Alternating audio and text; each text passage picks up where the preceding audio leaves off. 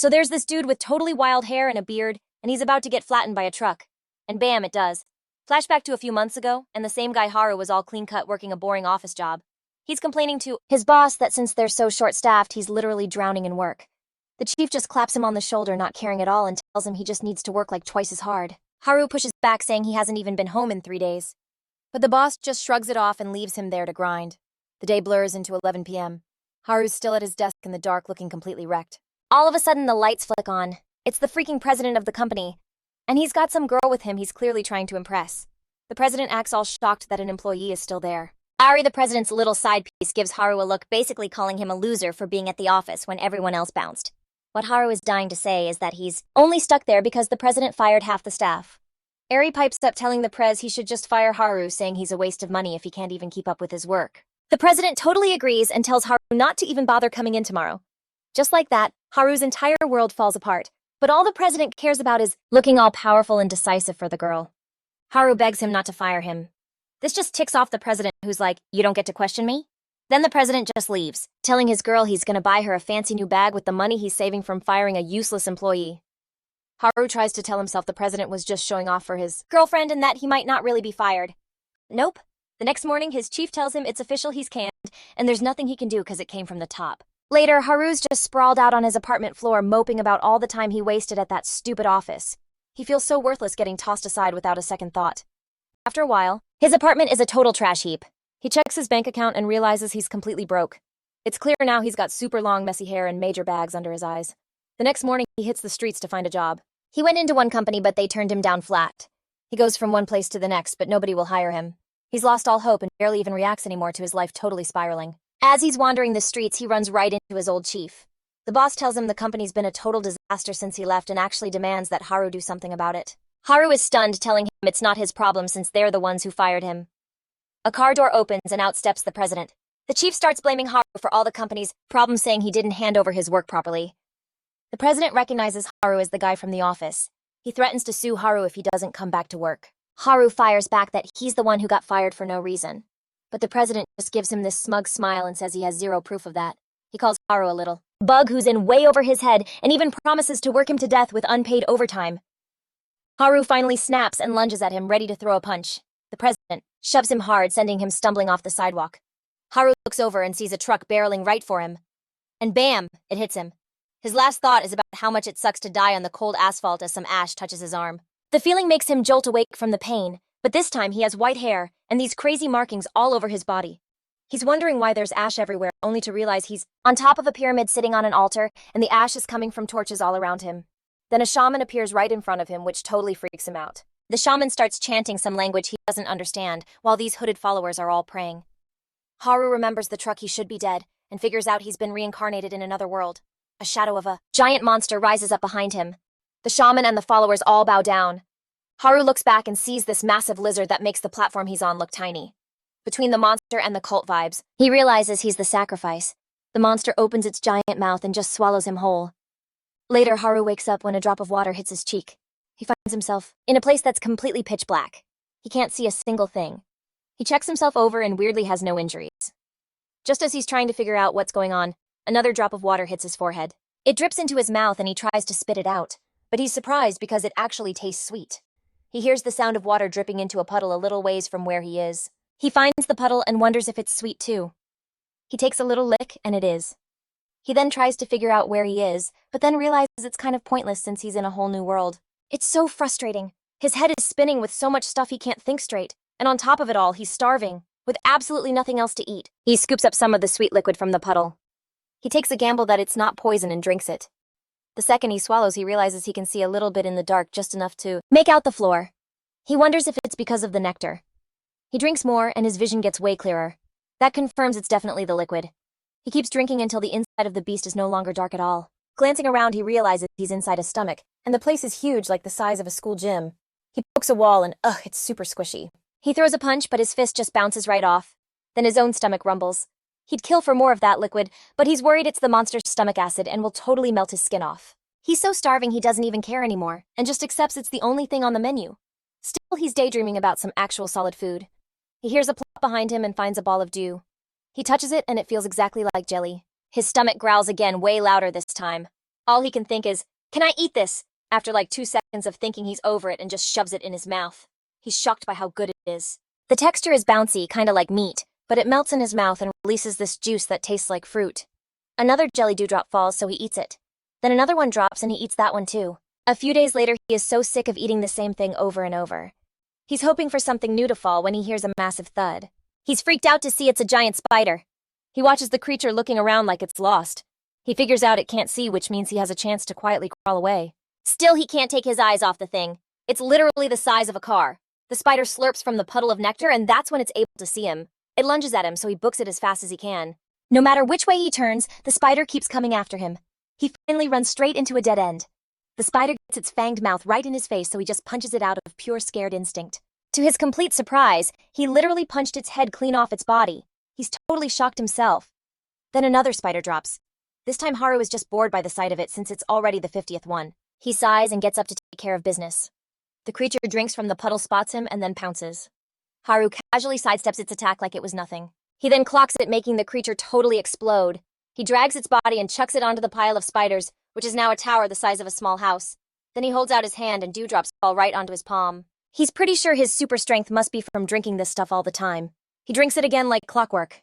He remembers that the spider's skin is as tough as iron. The next spider drops, but this time he hides behind one of the dead ones. He's stunned when the live spider slices right through the dead one's iron skin like it was butter. He figures these spiders are so strong that even humans with guns probably couldn't beat them. He wonders how he's able to take them down with just one punch. He decides to punch the floor as hard as he can. He hits it so hard the spider on top of his corpse pile falls off. Haru is shocked to see the floor is completely fine with only a fist-shaped dent to show for his effort. He's bummed he didn't even make a small hole. Another spider shows up, but all he can think about is how he's never going to escape. He tosses another body on the pile, his 93rd spider defeated. He's worried that if his pile gets any bigger, he'll run out of space. Then he hears a sound way heavier than a spider falling. He looks behind him and is shocked to see a giant crocodile. This time it doesn't need to drink the dew to chase him. He dodges its bite and it chomps down on the stomach wall instead. Its jaw is so powerful that it rips a chunk of flesh right off the wall. He's actually impressed by its strength and starts thinking about how to use the croc to his advantage. He wants to come up with an escape plan, but he has zero time because it just will not stop chasing him. He knows it's only a matter of time before it gets him, and he can't just one-punch this thing like the spiders if it's strong enough to bite through the wall that easily. He tries to figure out its weakest spot, and decides it has to be the belly. He stops running and turns to face the beast. The monster lunges for him, but he slides right underneath it to get behind. He grabs its tail and just slams the creature over and over until it's lying on its back. He then jumps onto its belly and starts punching. He can see the creature is in a lot of pain. He punches it again and again until it finally goes down. He can't believe it took him 20 hits before it was finally over. Now he's hungry and wants to try some crocodile meat. He figures the spot he just beat up has to be tender. He climbs on top of the creature to see if he can rip its skin with his bare hands. He's surprised when it tears apart just like paper. He sees the meat inside and it looks seriously appetizing. He grabs a piece of meat and sees that it looks just like a piece of chicken. He takes a bite and is amazed that it tastes exactly like chicken too. The only thing missing is some sauce to spice things up. He then spots something glowing deeper inside the crocodile. He picks it up and finds a golden ball about the size of a marble. He feels that it's squishy and wonders if it's some kind of organ. He squeezes it so hard that it explodes, and its juices spray all over his face. He's surprised to taste a kick of spice, salt and a sweet flavor just like a seasoning. He dips the crocodile meat in it and it becomes even more delicious. He's so excited that he's finally eating something that feels like a real meal. Later on, the sauce is all gone, which is a total bummer. He then looks over at the pile of spider corpses. He tears one of the spiders to pieces and gets hyped when he finds another golden ball. He gives it a taste and whoa, it's got this zesty citrusy kick. He's totally stoked, realizing he's got enough spiders to season up the crocodile meat. Pretty soon there's nothing left of the croc but bones, and our guy is feeling satisfied and super full. He feels this insane power surging through his body from all the meat he just ate. He puts his fist on the ground and the impact accidentally blasts open a cavern. Haru is just staring, completely shook that his punch made a hole that huge and deep. Then he hears this insane scream from the monster that ate him, and it hits him. Yep, he's 100% inside the giant lizard monster. As the creature starts to move, he totally loses his balance and tumbles into the cavern. It drops him into what feels like a sea of water. He's freaking out, wondering if this is stomach acid or something gnarly, and knows he's got to get out like ASAP. The water then suddenly starts swirling down like a crazy whirlpool. He's panicking, thinking he's gonna drown if he doesn't bail soon. He hits the bottom floor hard. He decides right then and there he's punching his way out. He gives it a shot, and his hand sinks deep into the flesh. The monster totally flips out from the pain and goes completely upside down. The floor is now the ceiling he's desperately hanging onto. He's just glad the water is draining away. and that he's not about to drown anymore. He remembers how he accidentally made that massive hole with his punch and plans to do the same thing to the ceiling. He does it, ripping a huge tear open. As the monster thrashes, he gets sucked through the tear and launched out of its body through some wound. Next thing he knows, he's flying high in the sky. He tries to think of a way to land safely, but he just blacks out mid-fall and plunges into the sea. A little while later, he wakes up on the shore. He does a quick self-check and finds 0 injuries. He sees the ocean and the forest. He looks all around, but can't spot the giant monster that had him for lunch. Now that he's on the outside, he really wants to meet another human. He starts walking around excited to find literally anyone. Then he finds the exact same type of giant spider he fought in the stomach. Ugh, just seeing it makes him feel so tired. He realizes, though, that it's way more colorful now that he's not seeing it in the dark. As it comes at him, he can't help but notice how kind of beautiful it looks. He grabs one of its legs and just starts slamming it over and over into the ground like a fly swatter.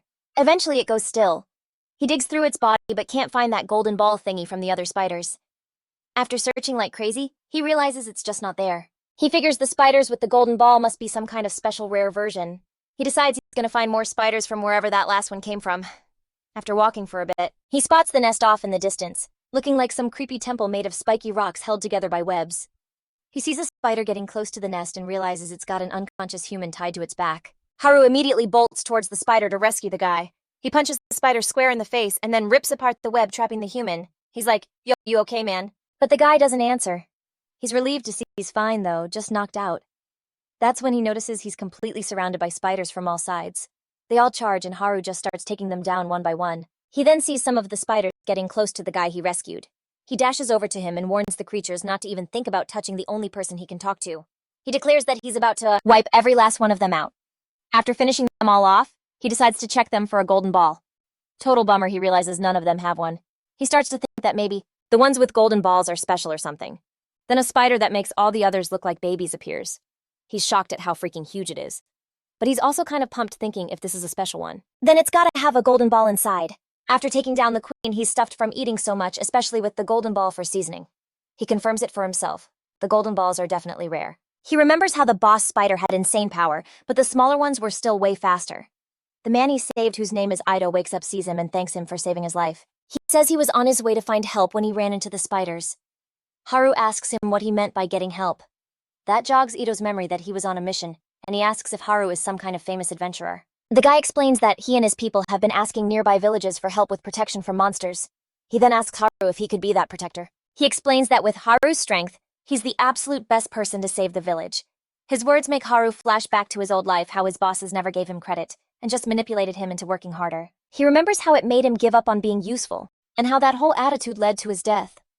It makes him think this new strength he has must be for something important. He tells Ido he'll do it. Ido gets super excited and thanks him a million times.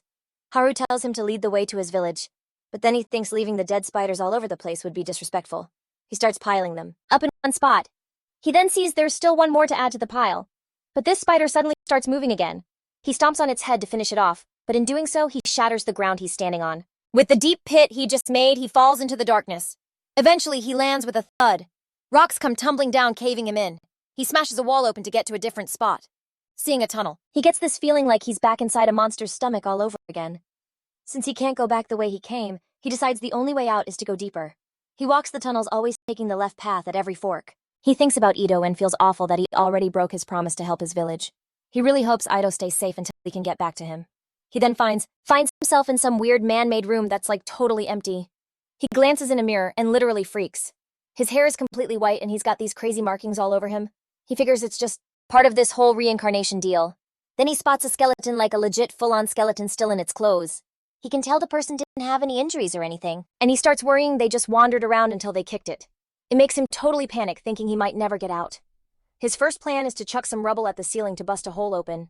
But then, he realizes that'll probably just cause a cave-in, and he'd get buried alive. That's when he notices a book lying next to the bones. He grabs it, hoping it's got a clue on how to escape this place. He opens it up and whoa, it's got Japanese text he can actually read, written right on top of some other language he doesn't recognize. He realizes the skeleton person was trying to translate the Japanese stuff. He flips further and sees a chapter on how to use magic. He's shocked, but also like, can a book from modern Japan really teach him that? I mean, his hair is white and he's already fought a ton of monsters, so he's kinda open to the possibility. He gets super hyped and decides to just believe it could happen. He checks out the table of contents, looking for the first step to becoming a mage.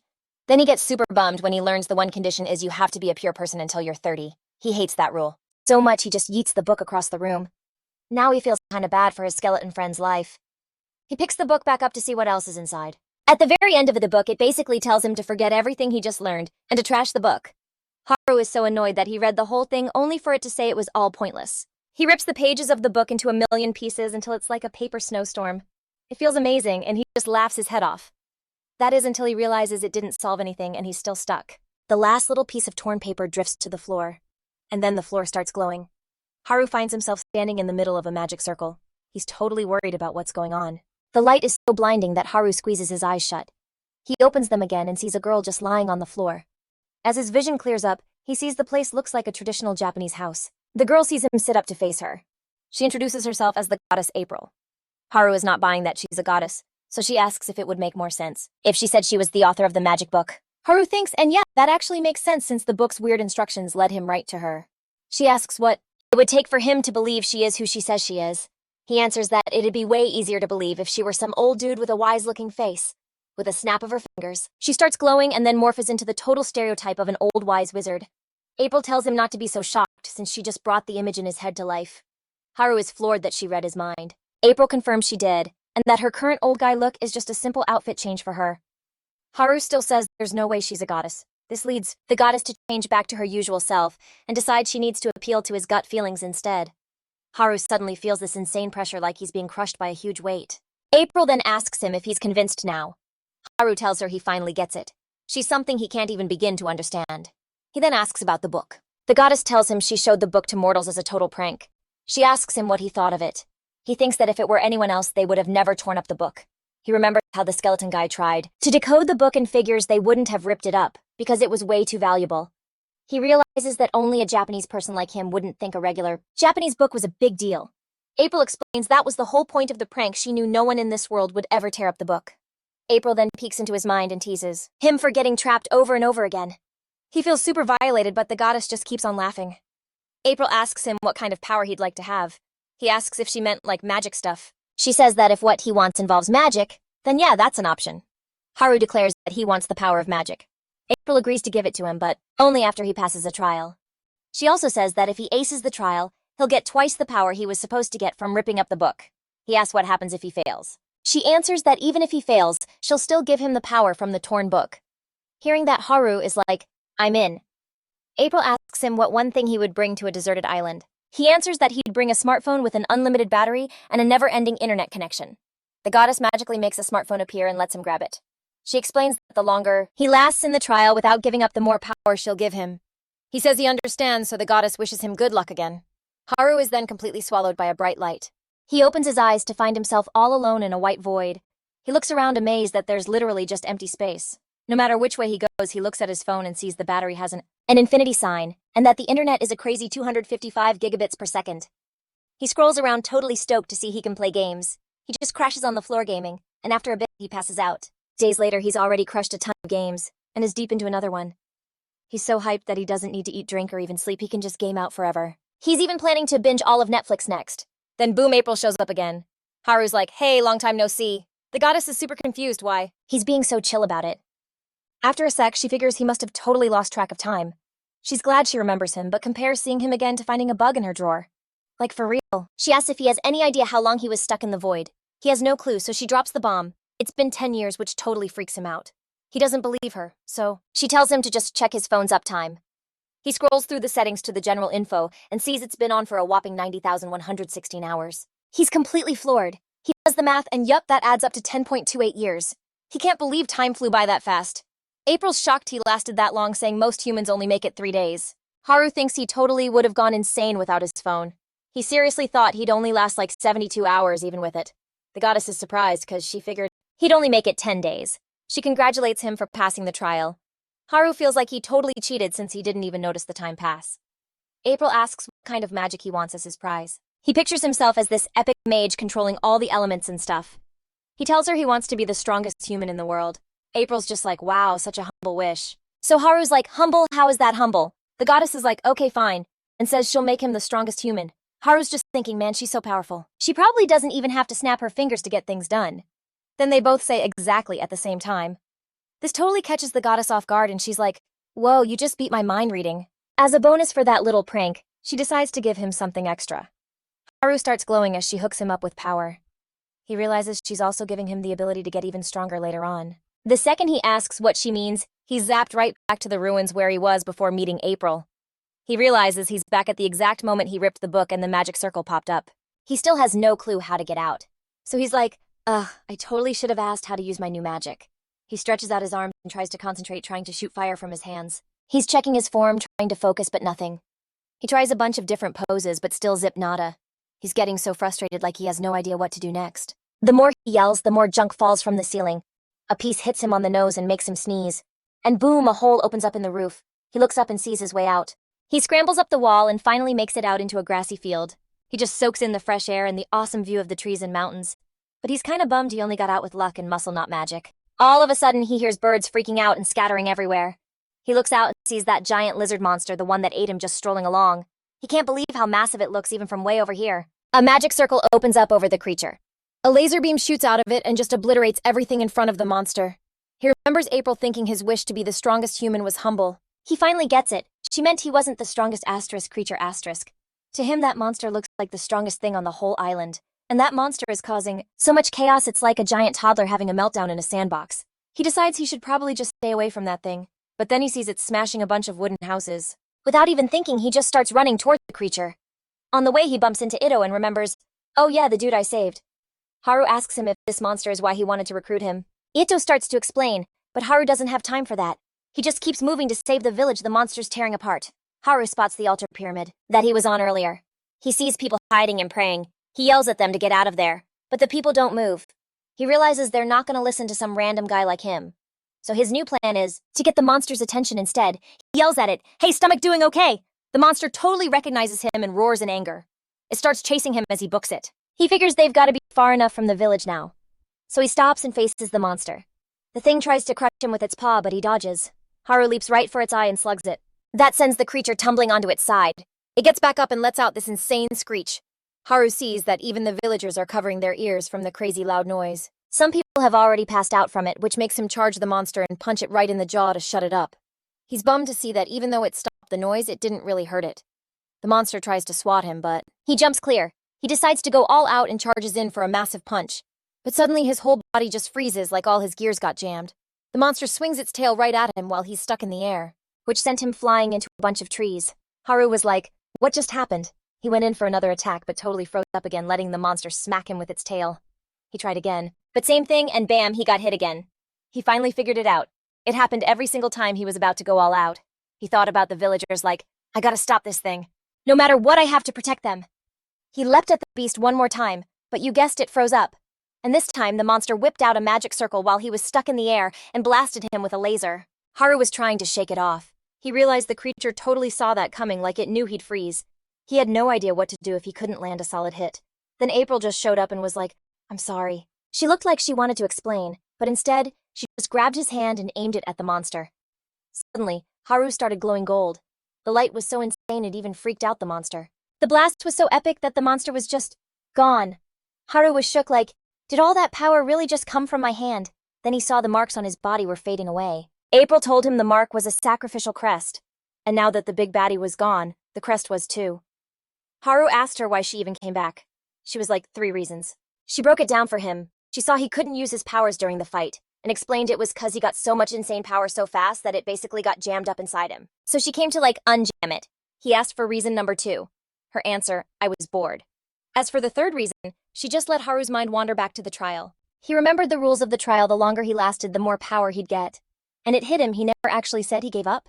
He told the goddess she probably should have made sure he actually quit before letting him out. April admitted she came to get him to surrender, but then laughed. Cause well, he had no reason to quit now. He was like, guess you're stuck with me until I give up then. He pointed out he'd already stacked up 10 years worth of power and was still getting stronger. So, you're just gonna watch me until I tap out? He asked. She said yeah, but gave him a warning that she'd only step in to help him one more time in the future. And to be clear, it would be the second before he was about to die, cause that's when she knew he'd for sure give up. Haru then asked if there was even a point in keeping him around for her entertainment. April started to say something about their island, but they got cut off when Ito ran up to Haru. Ito asked if he'd beaten the Lord. Haru figured out he meant the monster and was like, yeah, I did. Ito just started bawling and thanking him. The guy grabbed Haru's hands and called him the savior of the village. It made Haru remember how everyone used to trash talk him and call him useless. But Ito looked so genuinely stoked to meet him. Haru smiled and said it was nice to hear. Then Ito asked him to come back to the village. Then Haru noticed Ito couldn't see April at all. April explained that a goddess like her is basically invisible to the people in her world. Ito could totally tell Haru's attention was somewhere else, but Haru just brushed it off like it was nothing. They headed back to the village, where Ito filled him in. The monster was the forest lord who demanded sacrifices, and the shaman who offered Haru up was actually the village chief, but he was dead now. Ito was super confused why they were still attacked even after they made a sacrifice. On the down low, Haru figured it was probably cause he escaped from inside the monster. He had to admit the chief's power to summon someone from another world just for a sacrifice was kinda wild. Now, Ito was bummed out looking at all the wrecked houses. He was totally lost without the chief. And while Haru liked being the hero, he had no clue how to make this guy feel better. April asked Haru if getting thanked made him happy, and he admitted it did. So she was like, all right, I'll make them thank you, and told him to copy her. He did the little finger snap thing she did. And just like magic, every single wrecked building in the village put itself back together. Everyone was freaking out seeing their homes looking brand new. They all swarmed Haru, telling him how awesome he was. Literally everyone from kids to old people was thanking him. April said this was his reward for keeping a goddess entertained, and that even this was a power only he had. Haru was just standing there, totally speechless. Every single villager was staring at Haru. It was making him kinda antsy, but he just went with it and told them the houses rebuilt themselves cause of his power. They all started cheering and crying. Ito told everyone to break out the good sake they'd been saving to celebrate their hero. April asked Haru why he was just rolling with all the praise. He reminded her that she was the one who told him to accept kindness when it was offered. Hearing him throw her own words back at her made the goddess even more into him. She promised him more blessings the more he kept her entertained. Haru thought, at this rate, I'll be a god in no time. Later that night, the village threw a huge party with drums and a massive feast just for Haru. Ito told him to eat and drink whatever he wanted. Everyone was thanking him and bowing to him. He couldn't help but compare it to his old bosses who never gave him any credit and just looked down on him. He actually felt happy to finally see his hard work pay off and get some recognition. Then some kids came up to thank him too. It totally warmed his heart, and he thought he should be the one thanking them. The party went on all night. Everyone was partying and having a blast. The next day, Haru wakes up totally hungover. He finds April literally on top of him like she'd been watching him sleep the whole time. He totally yells at the goddess, which snaps him into a bad mood. Ito pops into his room to say good morning. He offers him breakfast, but Haru's just like, water please. He starts chugging from the mug Ito brought him. Haru then hears some crazy noise outside and is like, what is going on? They look out and see people just running for their lives. Ito asks one of them what's happening. The woman tells him that arachne are attacking their village. Ito is just about to explain what an arachne is, but before he can, these giant spiders show up out of nowhere. Ito's ready to charge him, but Haru gets in front and is like, nah, I got this. He takes out one spider with a single punch, and then moves on to the others to do the exact same thing. Just like before, he stacks the spiders into a huge pile. The villagers and Ito thank him all over again. Haru figures they probably attacked because the whole ecosystem is out of whack. Ito's confused, so Haru dumbs it down. It's cause the forest lord is gone. He pries open one of the spiders looking for a golden ball inside. He totally lucks out and finds one on his first try. Ito is completely shook when he sees Haru holding the thing which is called a Valencia. Haru catches Ito's majorly shocked reaction to the golden ball and asks if it's like crazy expensive. Ito realizes Haru has no clue what an Alencia is. He tells the clueless guy that an Alencia is a super rare item that you can only get from monsters on super rare occasions, and it can cure a ton of diseases and even works as a love potion. April offers to give Haru a giant stack of Valencia for the townspeople. He tells her she really shouldn't do that, so it stays valuable. He also notices that Ito can't take his eyes off it. Haru asks if he wants it and teases him, saying he'll just use it to get a date. Ito clarifies that just one Alencia is enough to get the whole village enough money to survive the winter. Haru is floored that just one little golden ball is worth that much. He just offers it to Ito. This completely stuns the guy who can't believe Haru is giving it away so casually. Ito thanks him a million times. He shows the Valencia to everyone, and they all start cheering like crazy. It makes Haru's heart all warm and fuzzy to see them so happy. Then he sees April is looking at something else. A horse-drawn carriage with marching soldiers guarding it shows up. The villagers all recognize it as the Lord's carriage. You can tell they're expecting the absolute worst from the Lord when he steps out. Lord Marco appears, and Haru is shocked that he looks exactly like the president of his old company from his past life, the Lord. The Lord announces that he knows the village chief is dead. Hearing him say that sends a wave of fear through the villagers. Marco tells them it was totally useless to try and hide it, since his binding contracts with every village chief let him know the second they're gone. He asks them who they're gonna pick for the next village chief. One of the villagers asks for more time since the chief only died yesterday. The Lord couldn't care less and tells the guy it's not his problem. Haru is getting so ticked off because he's acting just like his former boss. Marco demands that they choose a chief right now so the village can start paying him taxes ASAP. Then he spots something in the distance. He pushes through the crowd to get to Ito. He just snatches the Alencia from him without even a warning. He looks at the golden ball and realizes it must have come from one of the dead Arachne. Marco congratulates the villagers for finding an Alencia and says they can take their time, picking a chief now that he's in a good mood. He even offers to make their taxes easier, but only if they deliver him one a month. The villagers are horrified. Haru is getting even more furious at this guy. The villagers complain that it'd be impossible to find even one more in a whole year. Marco just screams for them to be silent.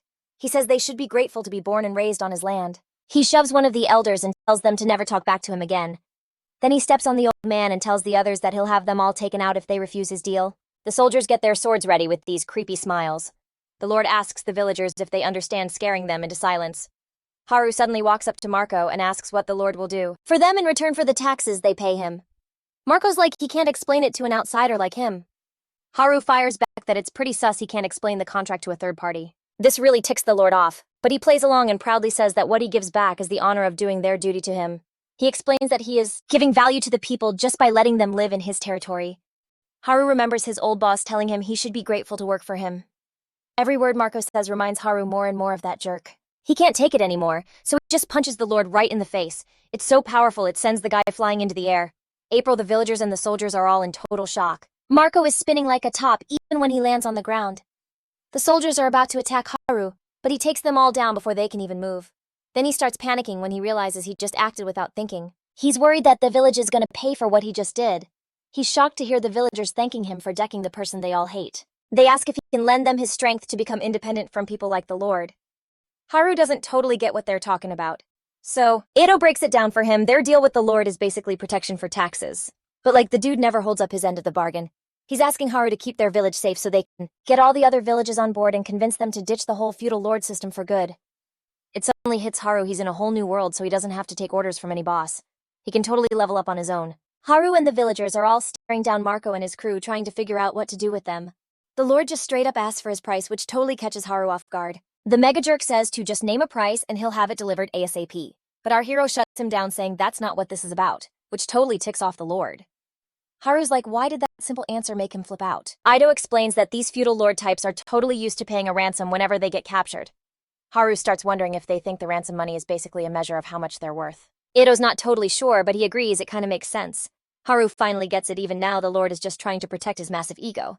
Anyway, taking his money is a bad move because it would do nothing to help the village. If anything, it could totally backfire since Marco would probably come back for payback later. Haru wonders if there's a way to absolutely crush the Lord's pride and lock down the village's freedom for good. Then an idea hits him, and he asks what the currency is in this world. The guy tells him it's cells. Haru asks if one cell is like the smallest amount possible, and yeah, it is. He strolls right up to Marco and tells him he's decided on the ransom. With a smirk, he says it's one cell. The Lord is absolutely speechless, and the villagers are just as shocked. Haru says it again, which makes Marco go ballistic. But our hero isn't backing down and tells the Lord to hit him up when he's ready to accept the deal. Then he just turns and walks off. April shows up and is like, why only one cell? Haru explains it backs the Lord into a corner with only two options. Either he's only worth a single cell, or he's so broke he can't even pay that tiny amount. He thinks back to his old boss from his world and says he knows exactly how these types of people operate. All they care about is their pride and their rep.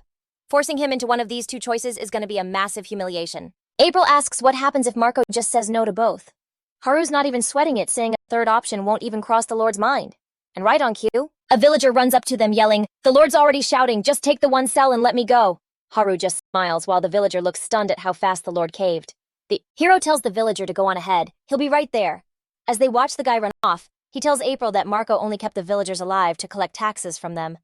These rich guys are not used to any real trouble. So the second they're tied up and have to suffer a little, they just give up. A dude like Marco can't handle the slightest bit of discomfort. Then he says the real fun is just getting started, and April calls him a total genius. So he goes over to Marco and says he'll cut him loose as soon as he pays up.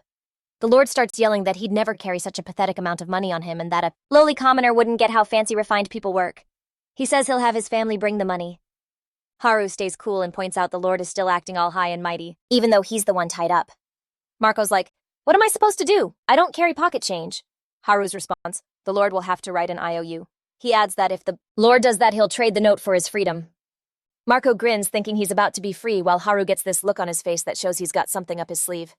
He asks if anyone's got a pen and paper, and Ido says there might be some at the village chief's house.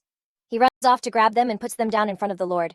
Then Haru drops the bomb. They don't have a pen, so he'll have to use blood to write it. Marco is totally outraged, but Haru just shrugs and says if he doesn't like it, he's welcome to go get a pen himself. Then he turns to Ido and asks how long a trip like that would take. The young guy explains he'd have to go all the way to town, and a round trip would take about 6 days. Haru's like, so Marco will have to wait here all tied up for almost a week. The Lord completely panics when he hears that and quickly agrees to use blood. Haru then hands him the small knife. April gets worried, asking if it's really safe to give the Lord a weapon, but our hero tells her not to sweat it. If he even thinks about escaping, they'll just blast the news everywhere that Marco was too broke to even pay a 1-cell ransom. Besides, Haru knows he can easily take the guy down again. They untie him and tell him to prick his finger and write the note. Marco is practically shaking with anger as he snatches the knife. Haru and the villagers are totally caught off guard. Then the Lord orders them to cut his men loose. Everyone is still wondering what he's planning. Marco then explains that he has no intention of using his own blood. A little later, he's finished the note, having used blood from one of his guards. He shoves it at Haru, who passes it over to Ito. The guy asks Haru why he didn't even bother to check it. But Haru's like, there's no need. If he messed it up, they'll just leak the story about the unpaid ransom. Then April pops up and points out that he can't even read this world's language anyway, and that he totally bluffed his way through that. All the guards are let go, and Marco takes off in his carriage, promising to make them all pay for this. Ito then asks if the IOU will really be enough to protect them. Haru says the note will basically be a shield for the village. The Lord is completely obsessed with his reputation and fame. If word got out he was only bailed out for 1 measly cell, other leaders and even his own people would totally diss him. The blood note is like their receipt, so that's what makes it so clutch. The villagers totally get it and just erupt into this huge party. April looks super stoked too. Haru's like, all right, next up we gotta raise some cash to lock down our freedom. So Haru and April are just vibing on a forest trail. He's like, whoa, my hair's getting kinda long. She's all, yeah, it's such a drag that humans can't just tell their hair how long to be. Haru's totally with her, wishing he could just lock it in at the perfect length forever. The goddess is like, but for real, would you freak out if it just stopped growing one day? Haru's like, it's one of those things you don't appreciate till it's gone. April just cracks up and asks if he wants a blessing so he'll never go bald. Haru literally drops to his knees and is like, OMG, thank you. She just laughs and promises to keep his hairline safe for life. Our boy is so grateful, he even asks if he should start bringing her more offerings from now on. Then he spots this spider off to the side, wondering if it's a loner. He just yeets himself into the air and lands right on the monster, squashing it flat. He checks out the body, but doesn't find the thing he's looking for. He's still bugging that he found something so valuable. April's like, maybe it's easier if you just think of it as a super high-energy chemical cocktail. Basically, inside living creatures, nutrients sometimes get packed away in a special form. This stuff is called Alencia. Haru's mind immediately jumps to pufferfish poison. But April's quick to chill him out, telling him it's totally harmless to people. In fact, it's loaded with nutrients and energy. It also gives you a special kind of boost, but since he ate a ton of it, he's pretty much immune to that part now. In super rare cases, it has other side effects, and April says he totally lucked out finding all those rare creatures one after another. Just then, he spots another spider. He takes it out with one hit easy. He goes on this spider hunting spree, but keeps striking out because none of them have any Alencia. Finally, Haru scores one and shoves it in his pocket. April's kinda shocked he's not gonna eat it. So he explains it's for the village's Get Free Fund. They gotta be ready for any drama that might pop off. So they're gonna need to stock up on supplies and weapons. He figures nobody in the village knows how to fight, so they at least need to have the right gear. April's like, yeah, that tracks. Then she asks why he's only doing hand-to-hand stuff. Haru's confused, so she asks again. For an answer, he decides to show her his magic skills. He sticks his hand out and lets an attack blast fly. This blue energy just rips forward, tearing up the ground. He quickly aims it up at the sky so he doesn't wreck anything major. April watches and finally gets it. He's got zero control over his magic. It would totally obliterate a normal person. He asks if she can tone down her power. April's like, are you seriously doubting a goddess? And decides to give him a little demo. She snaps her fingers, which he thinks is super extra. Then she zaps him with magic, but it just feels like a little poke. He's kinda ticked she zapped him in a sensitive spot. April asks if this counts as fan service, but he shoots back that a guy's chest isn't fan service material. He tells her not to waste her powers on dumb stuff while she's literally dying of laughter on the ground. Another spider shows up and he's like, dude, these things are everywhere. April points out it's probably because he wrecked their nest and he's like, yeah, fair point. So he raises his hand and tries to figure out how to focus his power. He pictures it like turning a faucet to control the water flow. The goddess is watching, totally hyped. Meanwhile, the spider is charging at him full speed. Haru tries his best to focus, and a little ball of energy forms in his hand. He shoots the super focused blast and nails the spider. It coughs up some gunk and then just explodes. It sends guts and spider bits flying everywhere. The explosion is so gnarly it actually knocks Haru on his butt. Then it starts raining spider parts all over him, which is like so gross. A little later, he's trying to wash off in a lake nearby.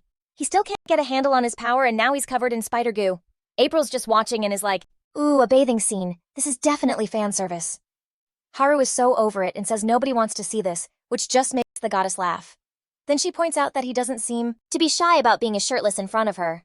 Haru's like, I'm past caring at this point. It's not like I can hide my thoughts from you anyway. She's actually impressed with that comeback. He says being soaking wet just makes everything worse. He decides there's only one thing to do and pulls something from his shirt. April's like, what are you doing? And he says he's giving himself a haircut holding up a small knife. He starts snipping at his bangs and a few strands float down. One single piece of hair hits the dirt and straight up explodes, setting off a massive blast. Haru is totally fried and just left, looking completely baffled. April explains that his hair is basically leaking energy, which he has a hard time wrapping his head around. She says it's got some kind of weird bioconcentrate mixed in, which means he's a total anomaly in this world. Cut to Haru now in some nicer clothes getting chased by a spider through the woods. He plucks a single hair from his head and sets it on the ground like a little trap. He jumps back as the spider keeps charging him. Then it stomps right on the strand of hair, and boom, it explodes while Haru watches from a safe spot.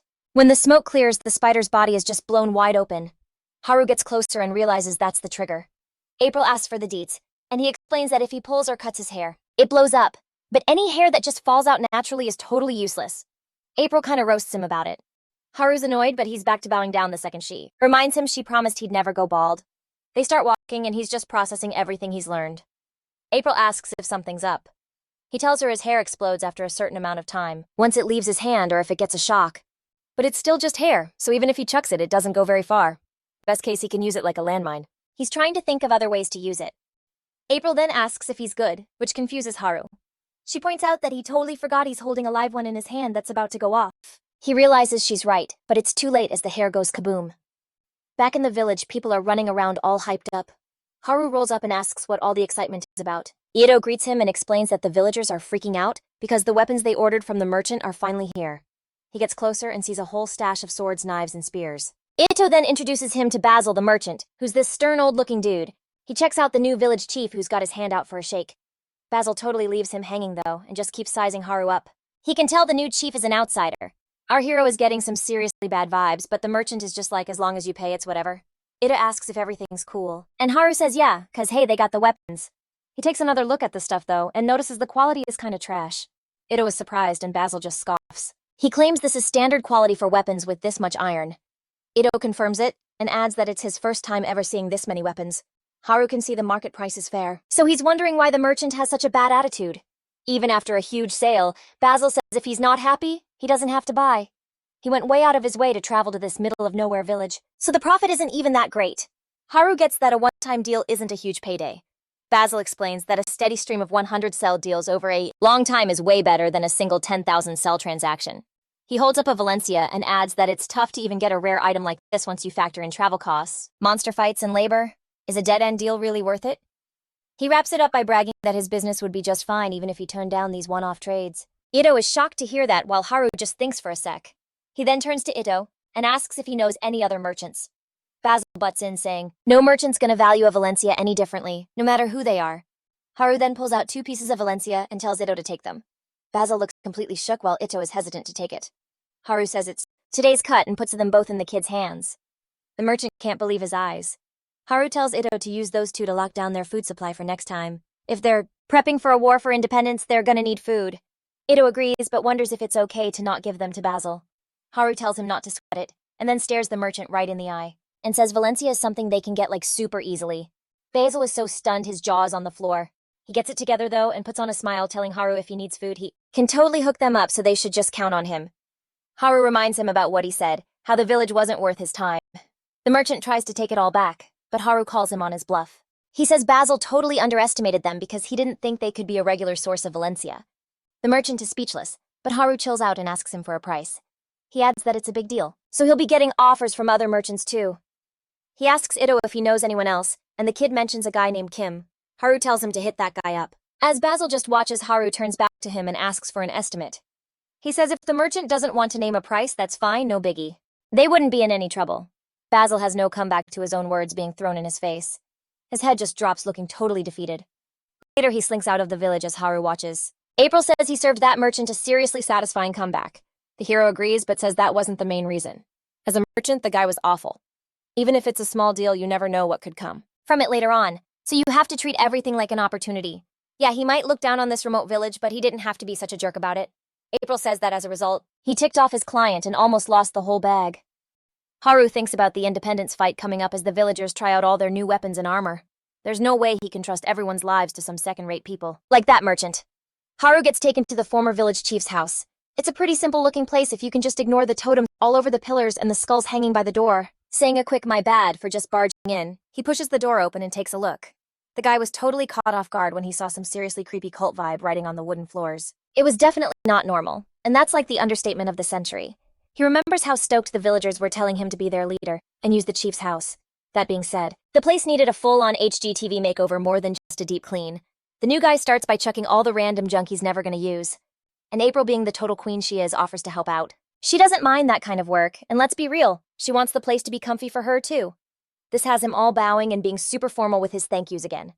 With just a snap of her fingers, the whole room was swallowed by this insane bright light. And just like that, a TV and a game console appeared out of nowhere. The whole vibe of the place had changed, and now it looked like a legit modern Japanese house. Haru was shook to see real tatami floors and an old-school tube TV, but it was exactly what he'd been picturing in his head. On top of that, April proudly announces that all the electronics actually work, and just to mess with him, she waves her hand and flicks the TV on. But instead of playing a movie or some show, the screen showed a live stream of, you guessed it, Haru himself. She says watching him is way more entertaining than anything else on TV. Taking it to a whole new level. She tells it to do something, and he's floored to see his on-screen self turn all pixelated and blocky. He was made of polygons, which I guess totally matched the vibe of the tatami mats and the ancient TV. In other words, the furniture and tech were on the same retro level as the room itself. Haru gently touches the tatami mat. It felt so real, and he never in a million years thought he'd be chilling in a traditional Japanese room in a whole other world. Looking kinda puzzled, the goddess says all the materials she needed were right there except for the TV. If it was just about shaping wood and other natural stuff, all of it could be whipped up on the spot. She offers to change it all back if he's not feeling it, and he gives her a polite, "Nah, I'm good." Moving on, he starts thinking about Kimen and how he's gonna handle the negotiations for the village. Besides what they need, he also has to figure out the stuff they absolutely have to steer clear of, since she's not supposed to be reading his mind anymore. April asks if he's worried about getting stuck with some janky low-tier weapons. That's not the worst-case scenario, since they can just check the gear before they seal the deal. The real nightmare would be the merchant just ghosting them halfway through the trade. It's a move he's seen way too many times back in his corporate drone days. It's a classic toxic workplace move. They offer amazing perks and a huge salary to get people to apply. But once you're hired, the pay is all commission-based or some impossible goal only a handful of people ever hit. And once you're trapped, it's super hard to quit. So the real problem is getting baited and switched. For the merchant, it'd be a disaster if they cut the village off, or jack up the prices right when they're in the middle of a war, which is why they need a rock-solid contract. Just then, someone starts knocking on the door. Ito came in to say Kimen was here, but he froze when he saw how much the house had changed. Haru tries to play it cool, saying he just spruced it up to make it a little cozier, but like this was way more than a little. Before Ito could even process it, the outsider says he's got a question. When they were talking about the old chief and the lord's contract, it sounded like the deal was sealed with actual magic. The villager is like, "Yep, that's right." Even though they don't know the deets, that was some seriously clutch info and would totally come in handy for future deals. Haru wonders if there was a paper contract somewhere, but the old chief, who's dead now, handled all of it. Luckily, there was a specific spot where he kept all the important stuff. The new leader glanced around the room, hoping it was stashed somewhere in there, but then he remembered they'd just completely redone the place a few minutes ago. The super awkward realization hit him like a truck. And he just sat there in the most cringe-worthy silence, running his hand over the new tatami floor. April was busy laughing at the TV, but she luckily picked up on the sudden vibe shift. She offers to change it back, and her partner has never been more relieved. With that sorted, they can actually search the old house properly and look for anything that seems important. Ito remembers this skull the old chief was super protective of, but there was nothing like that anywhere in the room, no matter how hard they looked. Something like that should have been impossible to miss, so they figured it had to be hidden somewhere. Just then, Haru has a flashback to his first few minutes in the house, where he literally just chucked a bunch of random junk outside. They sprint over to the trash pile next to the house, and boom, there's the skull they were looking for. He spots a line going across the cranium, and he's thinking, no way is the contract hidden inside this thing. He starts trying to pry it open while the other two watch like it's a season finale. But as soon as the skull pops open, this gnarly dark energy just explodes out of it. A freaky, grim, reaper-looking thing appeared, clutching a messed-up scythe and giving them the ultimate death stare. With some gear they'd never seen before, it charged straight for the guy who woke it up from its nap. Haru's instincts kick in, and he starts forming a massive ball of magic in his hand. With no time to aim, he just lets go and unleashes this insane blast of pure magic. It just tore forward, blazing through the forest and ripping across the village. The look on the caster's face was priceless. He was way too shook to even think about holding back. In front of him, the forest now had a bald spot with all the treetops totally sheared off from his out-of-control laser show. While April was dying of laughter, Ida was freaking out about Kimon, who had literally just gotten there. The merchant was just standing there, completely stunned, having barely dodged the spell that clipped his carriage. Recognizing the name, Haru remembers his guest was here and starts panicking that he might have just accidentally fried his new business partner. They rush over to the merchant, who was totally fine and actually in a super good mood, and he confirms the guy in front of him is the village's new leader. Kimon did this super classy bow, introducing himself while looking all dignified. Haru, totally caught off guard, kinda stumbled through his own intro to the merchant. So they both agreed they needed to chat somewhere more private. Haru turned to Ito and was like, "Where's the biggest field we can use?" Lucky for them, there was a giant potato field right there. And since it wasn't harvest season, it was all good. Next thing you know, they're standing in the middle of this plowed field. Haru thanks Kimon for making the trip, but he just smiles and is like, "Never had a meeting in a potato field before." The other worlder explains that a wide open space like this makes it way harder for anyone to eavesdrop. He says it's the same idea as having meetings on a golf course, where you can totally see if anyone's tailing you. Seriously, a lot of people think golf courses are way more secure than some cramped, stuffy boardroom. The merchant looked super interested, like he'd never even considered that before. Turns out it's a trick Haru picked up way back when he was a total corporate slave. Kimon was seriously impressed, giving him props for his brains and his brawn, since he'd heard the stories about Haru beating a land beast. Apparently that's what the locals call them, though they're also known as environmental monsters. Haru was clueless about both names, but he pieced it together. Kimon had to be talking about the lord he slayed. The name land beast totally makes sense, because they're as big as a hill. An environmental monster is the same kind of vibe. Usually hunting them is super high risk for like zero reward, so the chiefs just let them be. But Haru had a different experience, almost being a sacrifice and all. The villagers are crazy lucky to be free of that thing now, and for a town that small to be safe is like impossible. It's almost funny considering he nearly checked out right after he got there. Anyway, moving on. They finally got to the real talk, buying weapons and paying with Valencia. Haru's like, "Yeah, I can get it with my skill." So Kimon is all for selling them the good stuff, but only for gold. Haru was completely thrown, wondering why Kimon was dissing his payment plan. Kimon explained that a long-term contract could get complicated. The village was aiming to be independent, but Haru's long-term defense plan was a total question mark. And yeah, that was just dawning on him, like step 1, they need their own defense squad to protect the village. It might sound harsh, but without the Lord's protection, there's no way they could keep up with the manpower for fighting and working, especially in a village that small. They'd need a full-time force just for defense, at least for the short term. A basic defense setup should be doable, but Haru, ever the optimist, was shooting for the long-term goal. When Kimon asked him how he'd pull it off, he just digs around in his pocket and pulls out another Alencia. With money basically on tap, he asked Kimon to connect him with some mercenaries for protection. The merchant was seriously impressed, as the new leader just kept exceeding his expectations. The kid had the foresight to pick a secret meeting spot and immediately thought to hire mercenaries. Haru just got all awkward and started blushing, since he's so not used to being praised. Kimon said he could definitely introduce him to the right people, but he couldn't negotiate the deal for him, even though what they do seems similar. Most mercs have different principles and hate using merchants to make deals. Kimon says he can get him some solid intel in a day or two, even if it's a strange request. Haru then asks if he sells information too. Kimon confirms it, but then this super serious guy says he only deals in matters of life and death. The vibe got kinda heavy for a sec, but then he admitted he was just joking to break the tension. Haru says he wants to buy any info and knowledge that might be useful. And since he's looking for a long-term partnership, he asks for Kimon's advice on what the village should focus on. Kimon was intrigued. He totally wasn't expecting that question. He points out that if they just keep using up natural resources, they're bound to fail sooner or later.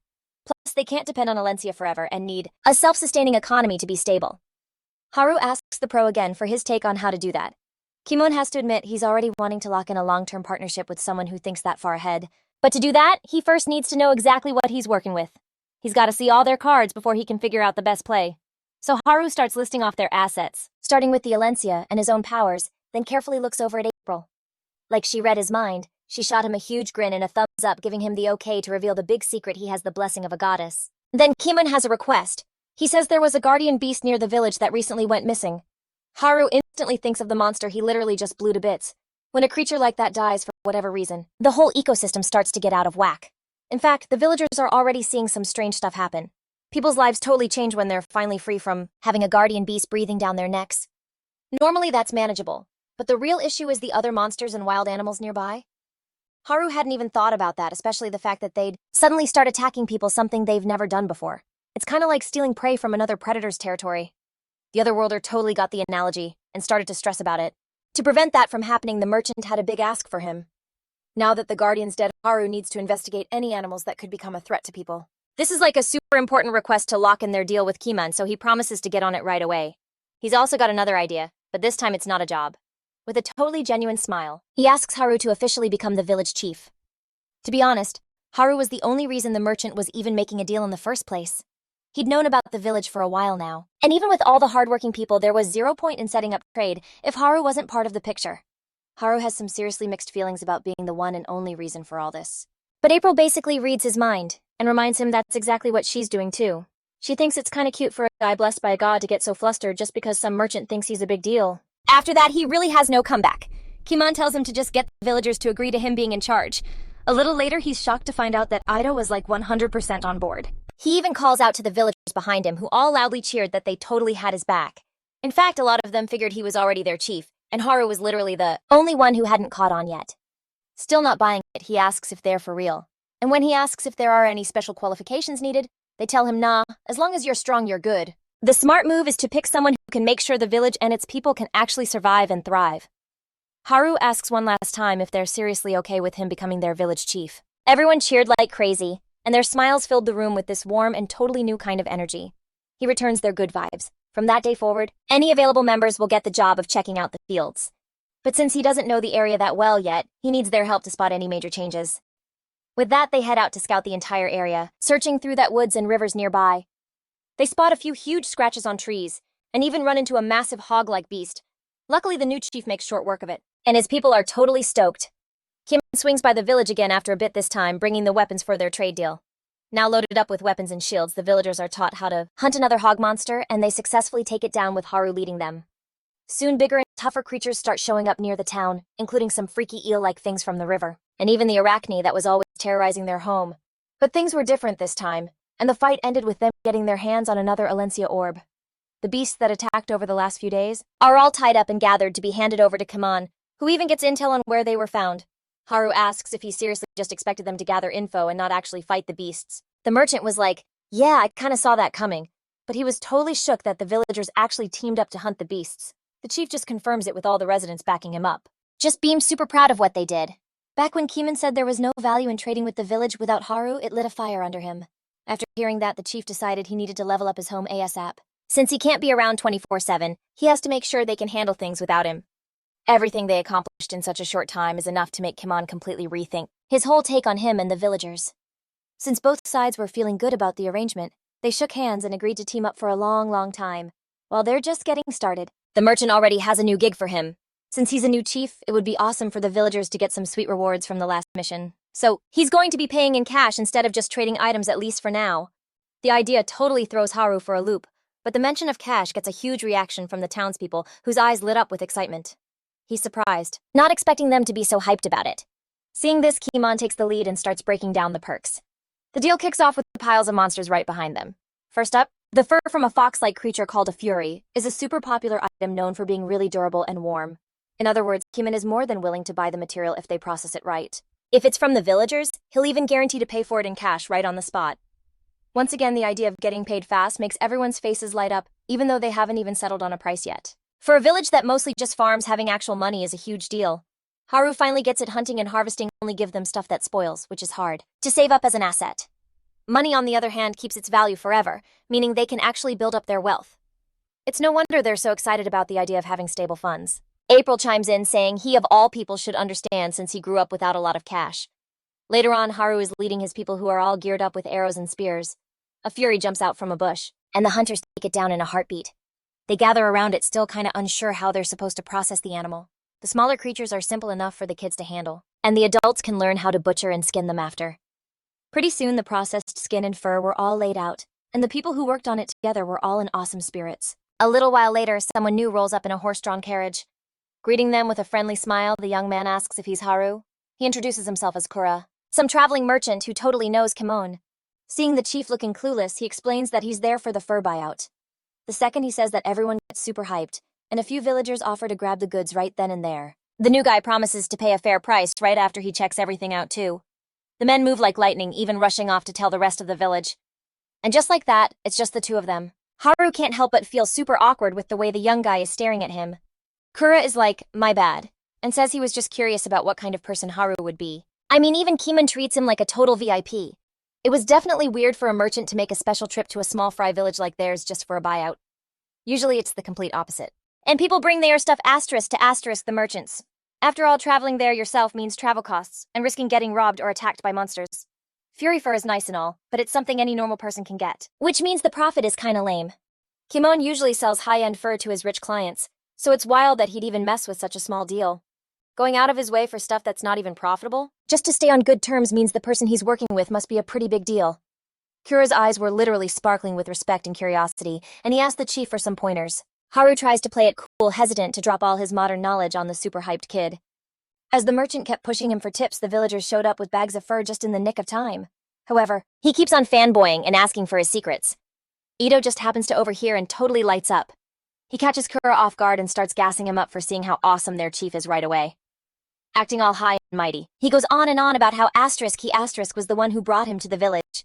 Haru has to shut down their hype train and get everyone's attention back on the deal they were about to make. With that, they finally start looking over the goods, carefully pricing everything one by one.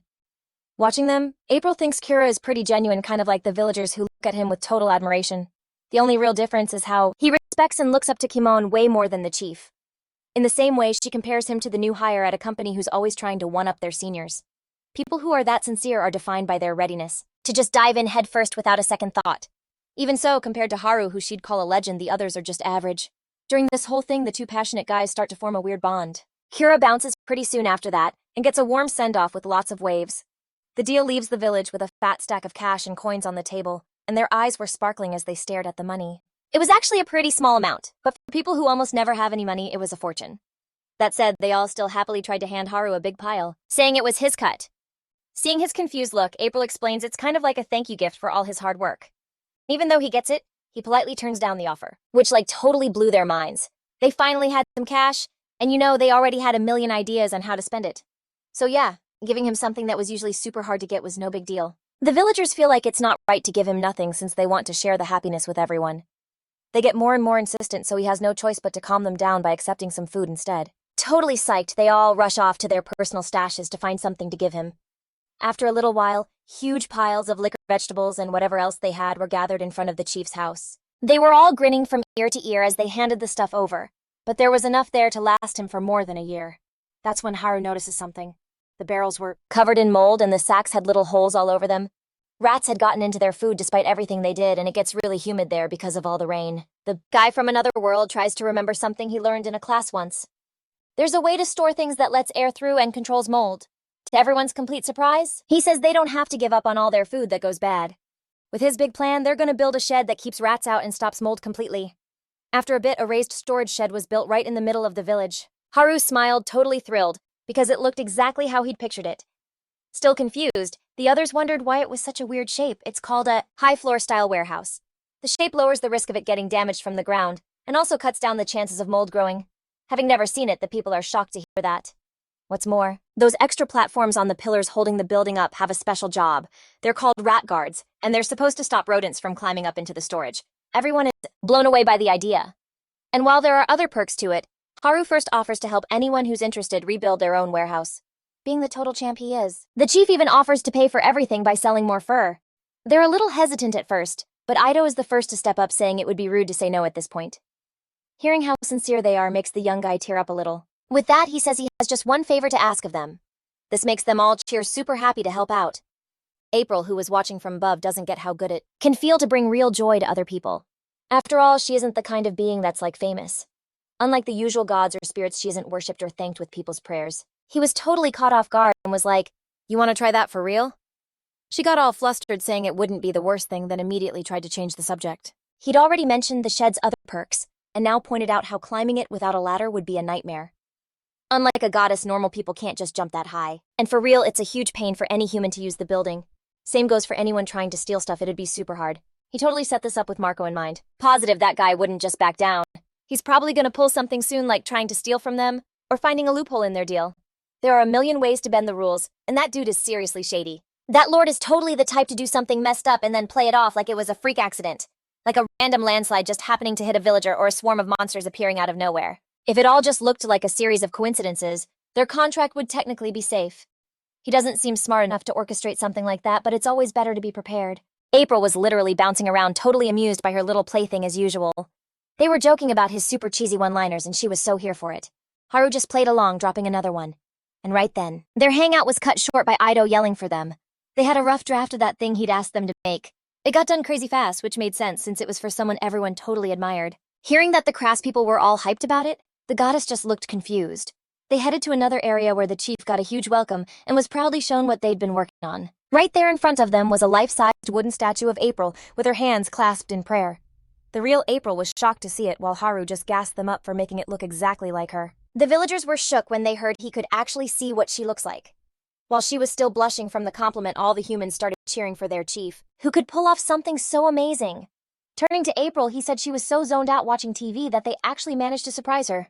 He smiled and told her to stop getting stuck in the past and missing out on the future. Talking to his people again, he told them to go ahead with the plan. They had to make sure to finish it up as a proper statue since they were going to use it for prayers and to show their gratitude to the goddess who watches over their village. April smiled when she heard that and said she'd think about it if he kept things interesting. Over at a fancy mansion nearby, Marco was impatiently tapping his fingers on the table. With a wicked grin, he pictured Haru getting into some kind of accident. Then one day there was Haru holding a long spear and looking super satisfied. Kura said it's made from wood that's strong but also flexible, which is perfect for the weapon he ordered. The material for the spearhead was also handpicked, because they would never cheap out on a customer Kimon valued. A bunch of them showed up in perfect condition, and the chief was seriously impressed by the business the merchant was bringing in. As usual, Kura dipped right after they settled up, and the villagers were all crowded around the new weapons holding the long wooden shafts. They confirmed it was just spears this time, and let out a collective sigh, bummed they weren't getting swords like knights. Haru genuinely apologized, saying he had his reasons, and they quickly jumped in like, "No, it's not your fault," not even trying to read his mind this time. April also asked him to spill on why he chose those weapons. There are two main reasons. First off, the cost, because full iron swords are way more expensive. In fact, one sword is worth 6 spearheads, and the wooden poles are basically free. This lets him arm way more people at once. As for the second reason, he was just going to show them. He lined people up in groups and had them grab the poles without the blades. Surprisingly, he let anyone join in no matter their age or gender. A super diverse group got together and was told to lift the wood high. Then using the rebound, he told them to slam the poles down on the ground. A sharp crack echoed as the tips hit the earth, and the villagers were blown away by the power. The secret is the length, which lets them do a ton of damage with very little effort. What's more, everyone is already used to those swinging motions from working on the farms. They practiced the move a few more times. Then, Haru turned to the rest of the group and asked if anyone was brave enough to take a hit. Almost everyone was hesitant after hearing those sticks crack, but the village's self-proclaimed toughest guy stepped up, wanting to give it a go. Since it was just kids and old folks holding the weapons, he was so sure it wouldn't hurt. Feeling all confident, he ran into the wave of swings, but he quickly found himself on the ground and screaming in pain. The muscle-bound dude was wailing after just one hit from the supposedly weak group. Thankfully, the whole scene totally made Haru's point, and he told them to just imagine the damage once they attached the blades and got into even bigger groups. Winking at them, he suggested they might even be able to go up against the knights. As always, his words got everyone totally pumped. April also got that the whole point of the weapon was to make it beginner-friendly. On top of that, people who aren't used to fighting are often scared to swing a blade, but copying moves they already knew from farming would make them less nervous. With the mental stress gone, fighting becomes way less intimidating and it's cheaper. And just then, he whipped around toward the forest the second he heard a noise. Creeping right for them was a spider monster, which low-key was happening a lot lately.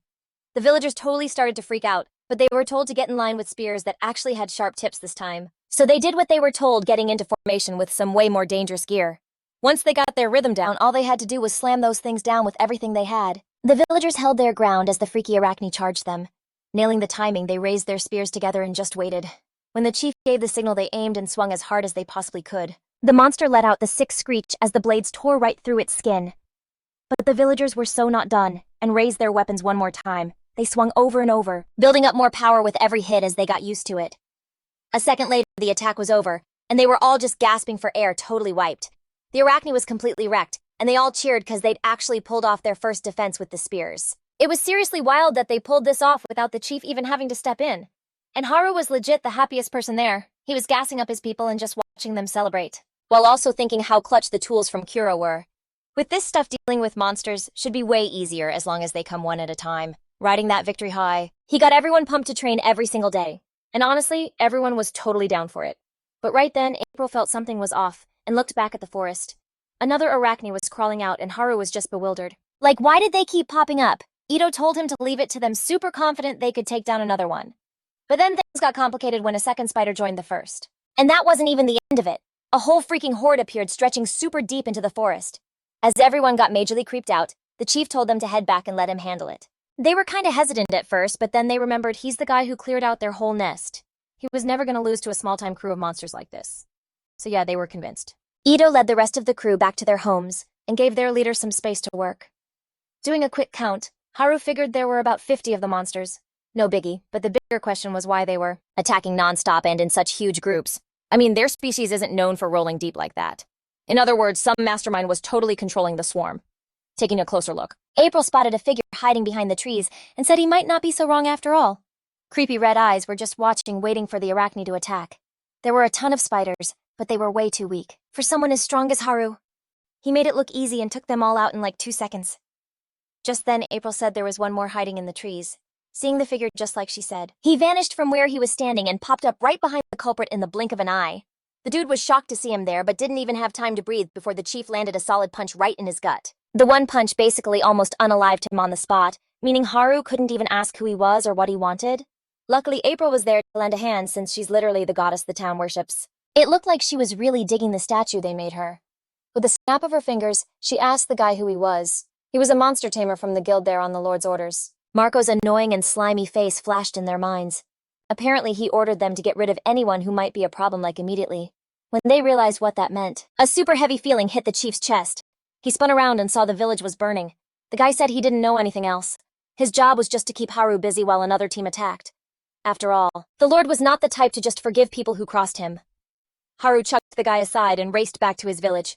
Houses were being eaten by flames and hooded figures were moving in to take out the townspeople. They lunged at the victims who were trembling as they tried to fight back with their new spears. Fortunately, they didn't even get close because the chief took out most of them in a flash. The invaders who were left were shook, wondering if the monster tamer had failed his one job. Seeing their leader totally wiped the fear from the villagers' hearts, but there were already a whole bunch of them injured. With that, he told them to fall back and get medical help while he took care of business. One of the attackers identified him as the leader. He gave Haru props for his skills, but refused to believe he took down 50 arachne at once. He claimed Haru must have just broken the tamer's control. He bragged that they were a team of trained assassins, each strong enough to take on 100 spiders by themselves, smiling like a jerk. They said he blew his one and only chance, which was the sneak attack from before. Haru just stood there while he kept talking trash, and then suddenly he just vanished. The arrogant assassin suddenly found himself flying, launched into the air by a punch to the stomach. With a mocking smile, the young man asked him to say that again, and the other guys just started to panic. About their boss, completely stunned. They really thought they could mess with his village, and now it was time to pay up. The assassins charged in, but it took basically no effort for the chief to send all of them flying away from his precious village. The boss was just frozen stunned by how overpowered Haru was, and couldn't move as Haru zipped in to land the final hit. And with that, all the invaders were handled. If they ever even dreamed of hurting his village again, they'd better at least bring a guardian beast. He quickly ran to the hall to check on the injured villagers. Thanks to his quick thinking, luckily no one was killed, and all the injured peeps are gonna be okay. They used Alencia to fix everyone up since it's low-key a miracle cure. Good thing. They had some stashed away and were able to get more recently. Someone kinda shyly spoke up to the chief and had to break the news that the attackers shattered their brand new spears. Everyone was so hyped to have those weapons, cause they used them to beat the arachne. Seeing the broken wood next to his hurt friends, Haru was seeing red, totally furious at their attackers. But he faked a smile and told them not to sweat it, they could just order more. They're all dissing the Lord who had the nerve to hurt kids and are now looking for some serious payback. Feeling the same vibe, the chief just tells them to go grab a map of the Lord's manors. He was so mad he was ready to wreck every single one of them. While the villagers were gearing up with weapons and armor, some familiar face hands Haru a rolled-up scroll. Turns out it was Kura delivering a map straight from Kimon himself. The chief is like so surprised to hear it and even more floored when he actually sees the map, which had his own village right in the center. A random farming town being the focus of a map was super weird since they usually just show big cities or countries. He asks if it also shows where the Lord's cribs are, and Kura points out the extra symbols. There were little drawings on the parchment marking exactly what he was looking for. While there were 7 in total, it was confirmed that Marco was crashing at the one closest to the village. He's always front and center, ready to swoop in and do whatever he wants. Haru gives a major shout out to Kimon and promises to swing by and thank him in person soon. For real, he must have made this custom map ahead of time like he knew they'd need it. It didn't take long for the villagers to get their crew together and roll up near the Lord's closest estate. There were 0 guards outside, but the walls were so thick and high it looked more like a fortress. When they asked what the plan was, Haru just held out his hand and calmly took a spear. Gripping it tight, he was like, "Watch this," and pulled his arm way back. He aimed focused and channeled all his power. In a flash, he yeeted the spear forward. It rocketed toward the fortress and completely blasted through the massive gate. Everyone's jaws were on the floor, but he was just smirking, totally satisfied. The hit didn't just trash the entrance. It tore through the inside of the estate too. Seeing that, they all went wild, cheering and laughing. Making sure everyone was ready, they got set to charge in. Hearing the chaos, the knights scrambled together as the sound of battle cries got closer. They see the armed villagers, who were barely a group of 10. The captain tells them to chill and lock down the entrance to stop anyone from getting in. With so few of them, he figured this would be a piece of cake. A huge dude in heavy armor stepped up but got swatted away by Haru in a single hit.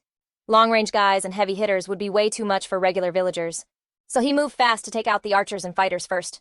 With that, his people were free to take on the weaker knights, all swinging their spears in sync just like they practiced. This went on for a bit, and soon everyone in the estate was rounded up and tied. As expected, Marco was there tied up and looking super salty. He's cussing them all out, swearing they're not going to get away with this. The villagers, totally mad, pointed their spears at him, saying he wrecked their homes, and that they were so done taking his orders. The Lord just scoffed and looked away, saying he had nothing to say to a bunch of commoners.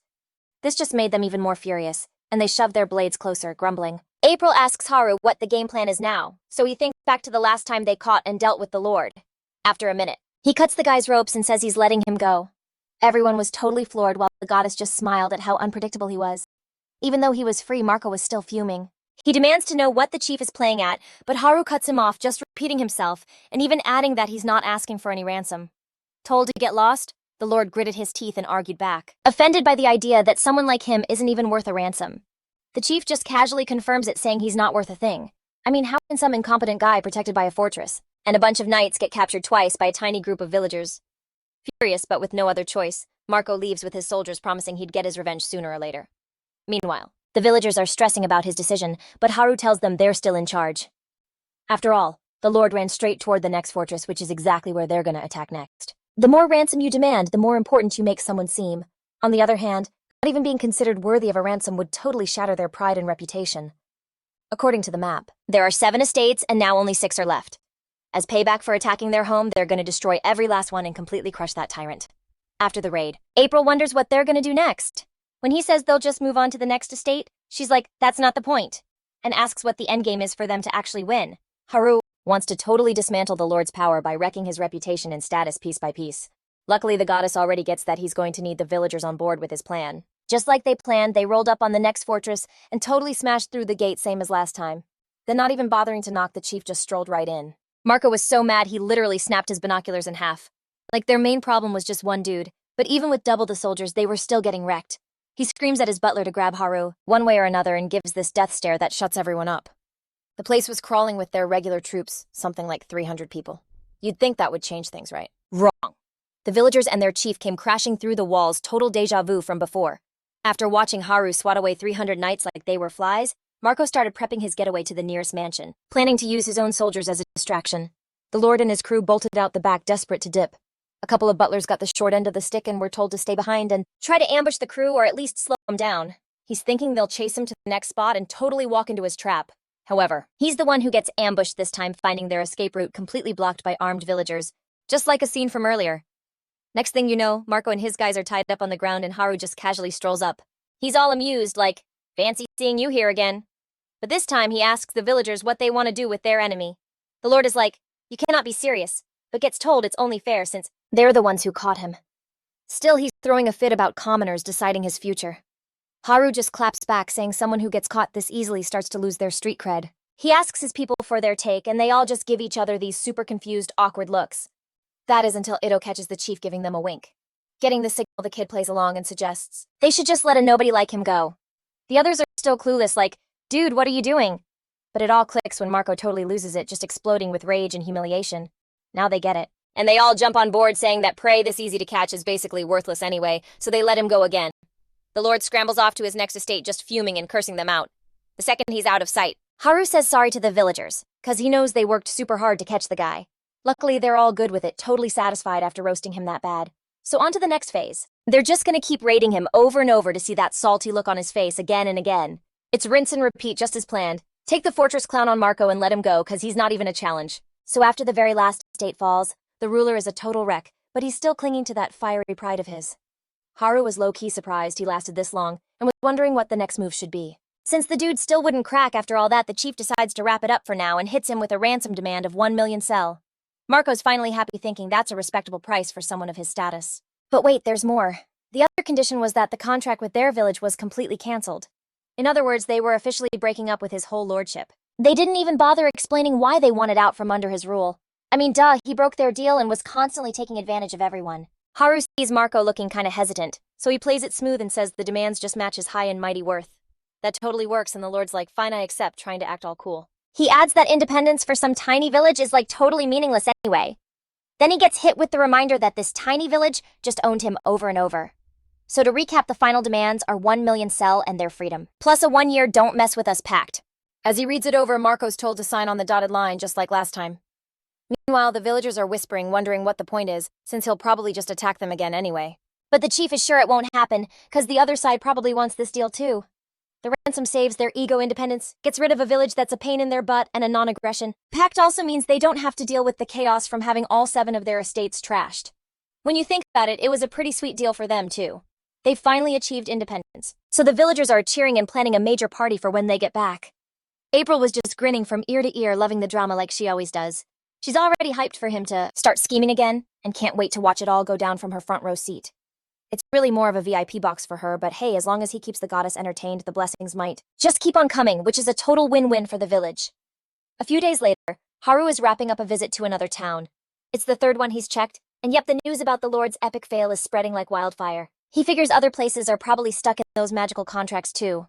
Marco was already a pretty weak lord with 0 loyal followers, and now his influence was totally tanking. Pretty soon everyone's gonna be looking for a new leader. Something the current lord was probably too clueless to see coming. The look on his face when he finally gets it is gonna be priceless. So, Haru tells April she should totally go watch it happen in person. But she's like, that guy's life is so not important compared to her favorite human. They were just chatting when some villager comes running up looking super stressed. He's all out of breath, saying it's an emergency. For a sec, Haru thinks Marco's already back for more, but nope, it's just the chief of Light Village who's dropped by for a visit. Haru was like totally floored when he heard the old guy came to offer up his daughter for marriage. April just died laughing at the whole situation. He bolts to the borders and thanks the small crew of villagers for waiting. They do the whole hey what's up thing, and the other chief introduces himself as Lloyd. Pointing to the girl behind him, he's like, this is my daughter Mina. She barely mumbles a hello, not even making eye contact or smiling. When her dad tells her to be more polite, it's super obvious this is some kind of political deal. All things considered, she was actually pretty cute. Even though she was clearly not vibing with being married off, her attitude screamed spoiled princess, who hated the idea of being sent away. She'd be way prettier if she'd just stopped pouting, which is kinda understandable, I guess. Anyway, they head inside for a proper meeting and start talking alliance terms again. Lloyd offers up his daughter as a bride to seal the deal, but Haru just gives this super awkward laugh. For now, they grab some tea to lighten the mood. The visitors are totally shocked to get a luxury like that, which apparently came from Keeman himself. Mina with 0 filter says it's way too bitter. She'd heard the chief was this amazing guy, but he just looked like any other scrawny dude. Lloyd chews her out and starts apologizing like crazy, but she just keeps questioning Haru's skills and bragging that her village is bigger than his. Hearing her diss their home, Ito starts getting ticked off. But Haru just sighs while she basically implies he's not good enough for her. April decides to jump in, suggesting they flex a little and offers to help prove this girl wrong. Haru wants to stick to the alliance terms, but April's eyes are practically sparkling with excitement. I mean, they were offering them food and a bride, so she didn't see the point in being so careful. After all, the village's success depends on his success. It's a seriously good deal for them, but that's only looking at it from their side. The other towns are all trying to form an alliance, after hearing the Lord was taken down. That said, what they really want is just their protection. So making these deals means taking responsibility for a whole other area. Thinking about all that, the terms aren't so great. So he's still got to work out a better deal. Now that she gets it, April suggests they put Mina in her place first to get to the real problem. He reluctantly agrees and they kick off the plan. A snap of her fingers and thunder rumbles outside. Just then, someone runs in telling the chief he has to see what's happening outside. The sky totally changed out of nowhere, and they could see the sun slowly getting blocked out. Haru tells everyone to chill, saying it's just a solar eclipse even though it's not supposed to be happening. April was 100% behind it, but how was this supposed to fix anything? It gets clearer when another shadow starts covering the sun from the other side. No one had ever heard of something like this, so people start to panic. An old guy says it's the goddess protecting them. Lloyd seems to buy it, remembering how the old chief was super serious about all the religious rituals. Then they start talking about Haru and how he claimed he could literally see the deity. April is like, leave the big finish to me, and then just vanishes from his side. All of a sudden, a massive beam of light shoots up into the sky right from where the statue is. They all run over to the spot and wait for the chief to explain. A voice tells Haru that his real strength is his connection to the divine. In that case, there's only one thing he can do that nobody else can. He gets it and announces it was a message from the gods. He tells them that the gods are not pleased. Ito chimes in, blaming Mina for trashing the chief who's directly connected to them. So how can they make things right? Lloyd is told to completely rethink the alliance terms. The gods want to see that they're serious and actually deserve protection. They get the message and promise to do it right away. So Haru turns back to the statue, telling the gods the deal and asking for a little patience. The second he says it, a bright light flashes and the darkness in the sky just disappears. This totally proves the chief's divine connection. And he doesn't miss a beat, saying the gods have granted them some time. While Mina was still freaking out, the visitors pulled themselves together and promised to come back with a deal that showed they were for real. Things went super well, mostly thanks to April's little divine show. With this, talks with other villages should be a piece of cake, since they must have seen the super weird solar eclipse too. On top of that, word about his powers will spread from Lloyd's crew, building up his reputation big time. Once that happens, other villages will be offering amazing terms to lock in an alliance. The village's future is pretty much set. Now for the next issue, April snaps her fingers, causing Haru to feel a certain something stir down there. Shocked by the sudden jolt, his face turns bright red with embarrassment all over again. She says the village's prosperity depends on his prosperity too, if you catch my drift. Haru quickly covers himself with his coat, not wanting anyone to see. He mumbles an apology, makes an excuse, and runs off to be alone. He gets into a fight with April, who just playfully teases him for his reaction to her prank. He's not really into all those manly urges, and he really doesn't want a power he can barely control. The deity is totally on the same page. He remembered totally ditching those beam attacks when he was raiding places, always going for spears, or just throwing hands instead. Like, having all this power is cool and whatever, but he'd be way happier with something he could actually handle. And while she got what he was saying, April just pouted and gave him a hard no. After all, her partnership didn't come with a return policy. But for real, a normal person would totally abuse powers like that for themselves. He's just not that guy. He even backs off from stuff he knows is too much for him to manage. And that's exactly why she started to vibe with him lately. And for him, it's like he's setting his own challenge. Blushing, he sighed and just accepted that he was stuck with this power. So, he'd just have to get creative with it, especially since she seemed to be into it too. With that, the two partners were on the same page. Days went by and things were going just as you'd expect. Haru was just chilling in his chair, listening to all these chiefs from other villages try to get on his good side. With Lloyd leading the pack, they all knelt down, bowing their heads to the floor and swearing they'd be loyal to him. Looks like that double solar eclipse worked its magic a little. Asterisk too. Asterisk well. He told everyone to get their heads up. Speaking for the gods was like a super serious deal, but as long as they all lived peacefully, he promised them they'd be safe from any godly smackdowns. Hearing that, they bowed their heads and swore loyalty all over again, obviously intimidated. Haru then switched gears to talk about the alliance terms. The chiefs immediately started offering up their daughters, even bragging about how much better they were than the others. It was a super awkward situation, since marrying one but not another would just create a bunch of drama. Marrying all of them would just cause the same issues and totally mess up the dynamics. He decided to table the whole political marriage convo for later, much to the guy's disappointment. For now, he grabbed some pieces of cloth from Ito and handed one to each chief. It was a Japanese flag which they'd never seen before, but he called it the official banner of their alliance. They were told to display it somewhere super obvious, so you could see it even from outside their villages. A closer look made them guess the symbol was all about the sun. It was also Haru's way of saying their alliance would never fade. They totally misread that, and it just reminded them of the eclipse, making the chiefs freak out and immediately agree. After they talked for a while longer, they locked in the terms and headed home. As usual, April was totally entertained by this guy. No other person from his world had ever brought their own flag, but the timing was just too perfect to pass up. With that one move, he'd planted his country's flag in a whole new world and laid the groundwork for a new nation. Same flag, totally different world. And he was going to make sure no one's suffering was used to build it. He wanted to create a country where his people could actually enjoy their lives and be proud to be there. Since he didn't want anyone thinking their home was a lost cause, he had a ton of stuff to organize first, but he was sure he'd make it happen one day. He could use all his past experiences as a lesson. And while he'd start with his own village first, he'd move on to the allied towns, then just keep growing. Still turning down every single daughter, even if he already liked someone else, is pretty wild. He wanted to avoid the political mess. But honestly, Haru just wasn't feeling it. She called him picky for a guy with basically zero romantic experience. Using her powers, she took a peek into his heart to see what was really going on in there. She got it instantly. He probably didn't even realize it since it was subconscious, but there was a legit reason he didn't want to marry any of those girls.